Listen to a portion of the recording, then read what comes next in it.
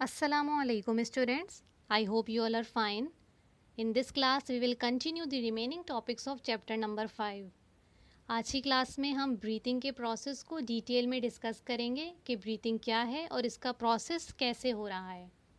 So first of all what is breathing? Breathing क्या है? Breathing takes place in the lungs. Breathing का process कहाँ हो रहा है? हमारे लंग्स के अंदर हो रहा है. And is simply a way of getting oxygen into the body and carbon dioxide out of it. Breathing का प्रोसेस सिंपली क्या है कि ऑक्सीजन का intake and the removal of carbon dioxide from the body is known as breathing. As you can see in this diagram,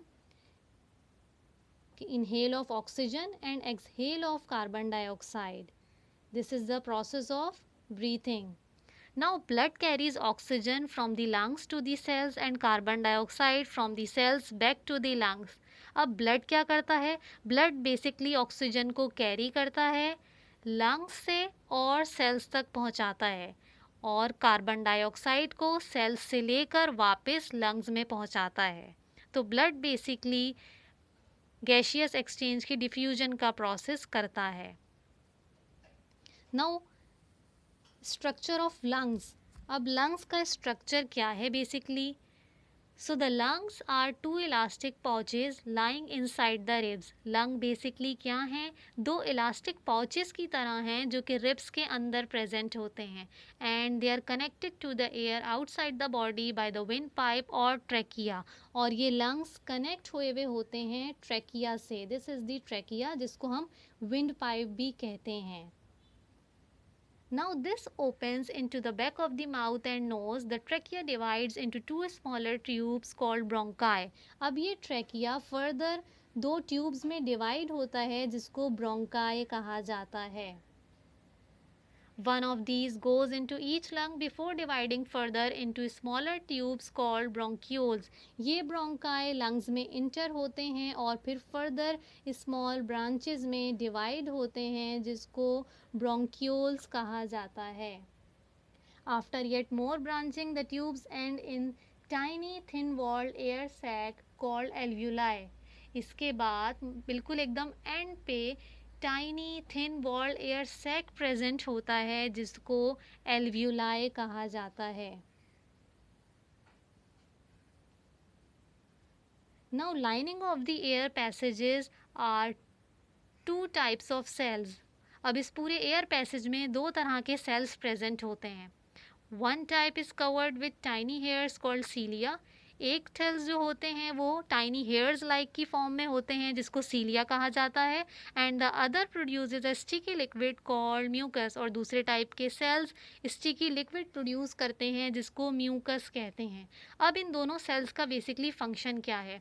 small dust particles and bacteria stick to the mucus. अब जितने भी small dust particles होते हैं, bacteria होते हैं जो हम air के साथ इनहेल करते हैं, वो बेसिकली इस म्यूकस में स्टिक हो जाते हैं, चिपक जाते हैं.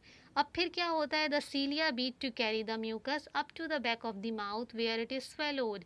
अब सीलिया बेसिकली क्या करता है? इस म्यूकस को बीट करता है और वापस माउथ की तरफ भेजता है और यहाँ पे ये म्यूकस स्वेलो कर लेते हैं. तो इस तरीके से ये दोनों टाइप्स के सेल्स हमें प्रोटेक्ट भी करते हैं जर्म्स से, डस्ट से.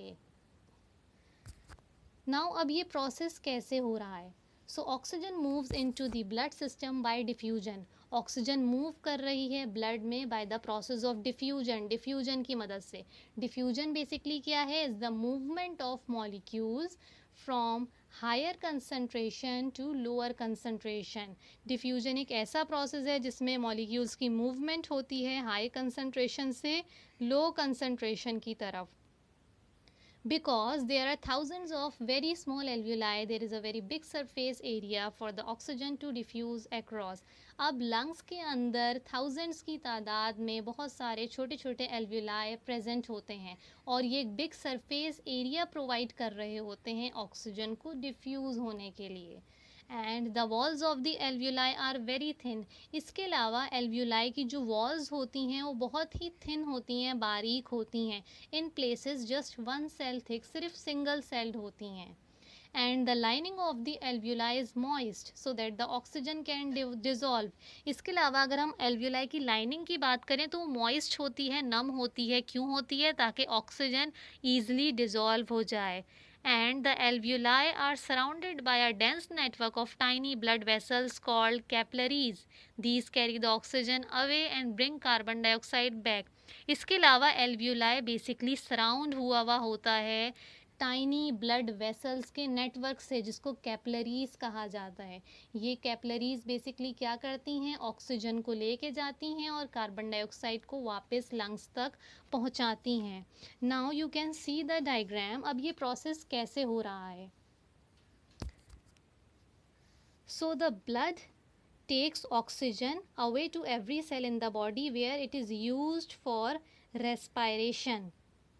अब इस प्रोसेस को अगर आप देखें डायग्राम के थ्रू तो एक तरफ से ऑक्सीजन जा रही है और दूसरी तरफ से कार्बन डाइऑक्साइड आ रही है. Now oxygen goes from the alveoli into the blood bye diffusion. Oxygen क्या हो रही है? एल्व्यूलाई से जा रही है ब्लड में by the process of diffusion. अब इसके बाद क्या होता है? Blood takes oxygen away to every cell in the body where it is used for respiration.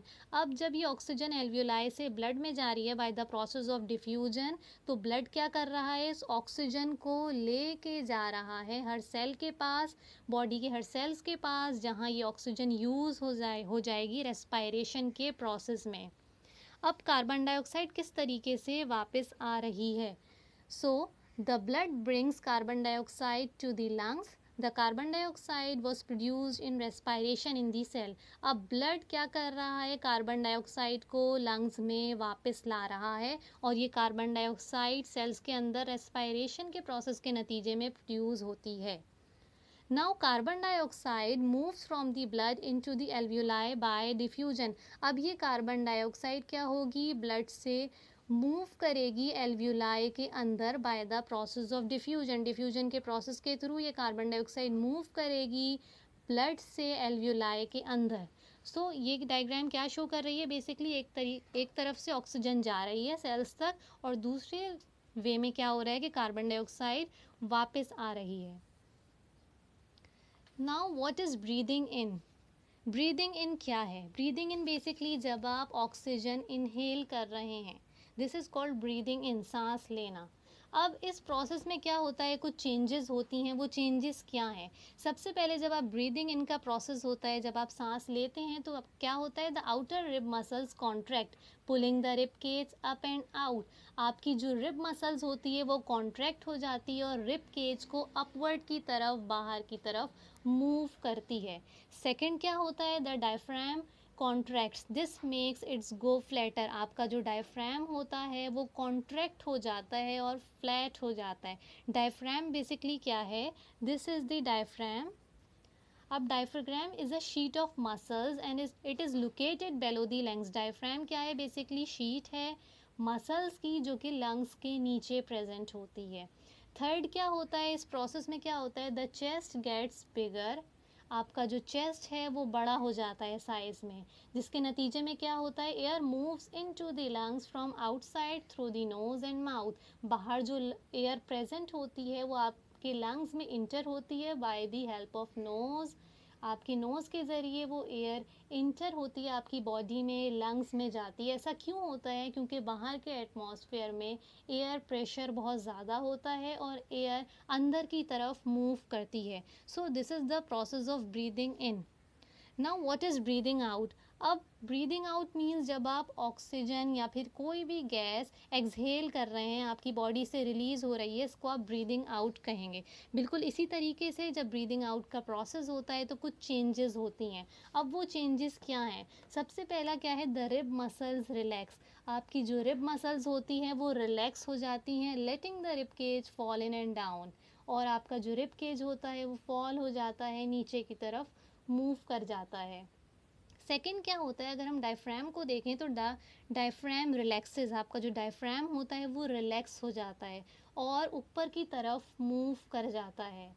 Third changing क्या होती है, द चेस्ट गेट्स स्मॉलर, आपका जो चेस्ट होता है वो स्मॉल हो जाता है, स्मॉलर साइज का हो जाता है, जिसके नतीजे में क्या होता है, the space in the rib cage gets smaller, जो रिब केज के अंदर, पसलियों के अंदर स्पेस होती है वो स्मॉल हो जाती है, कम हो जाती है, और inside the lungs air pressure increase हो जाता है और फोर्स करता है कि एयर लंग्स से बाहर की तरफ मूव करे थ्रू नोज। तो this is the process of breathing out. Breathing in and breathing out दोनों अपोजिट प्रोसेस हैं एक दूसरे के। Now after that, what is lung capacity, अब लंग के पास कितनी कैपेसिटी है कि वो ऑक्सीजन को, एयर को होल्ड कर सके। So when the lungs are fully inflated they hold about 5 litres of air, जब आपके लंग्स फुली इन्फ्लेट होते हैं मतलब फुली भर जाएं तो तकरीबन 5 लीटर्स की एयर को होल्ड कर सकते हैं। However, when you are at rest or sleeping, only about 500 cubic centimeter of air is exchanged. लेकिन जब आप रेस्ट की कंडीशन में हो या फिर सो रहे हो तो सिर्फ 500 क्यूबिक सेंटीमीटर की गैशियस एक्सचेंज का प्रोसेस होता है। But during exercise you breathe in and breathe out an extra 3 litres of air. लेकिन ड्यूरिंग एक्सरसाइज क्या होता है, 3 लीटर्स एक्स्ट्रा एयर आप ब्रीद इन और ब्रीद आउट करते हैं। Now what is breathing rate, breathing rate क्या है। At rest you normally breathe in and out about 60 times पर मिनट। अब कितने रेट से आप ब्रीथ कर रहे हैं। रेस्ट की कंडीशन में नॉर्मली आप ब्रीद इन करते हैं और ब्रीद आउट करते हैं तकरीबन 60 टाइम्स पर मिनट। रेस्ट की कंडीशन में नॉर्मली आप 16 टाइम्स पर मिनट ब्रीथ करते हैं, मतलब एक मिनट में 16 बार ब्रीथ करते हैं।